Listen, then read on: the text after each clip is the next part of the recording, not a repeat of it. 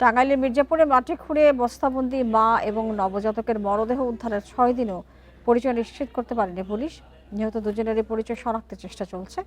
গত 20 এপ্রিল উপজেলার জামুকি ইউনিয়নের গুন্টিয়া গ্রামে লৌহজং নদের পাড় থেকে বস্তাবন্দি মরদেহ দুটি উদ্ধার করা হয়। মির্জাপুর থানার ওসি আব্দুল্লাহ আল মামুন জানান, বস্তার একটি অংশ কুকুরকে টানতে দেখে পুলিশে খবর দেয় স্থানীয়রা। পরে মাটি খুঁড়ে অজ্ঞাত নারী ও নবজাতকের বস্তাবন্দি মরদেহ উদ্ধার করে।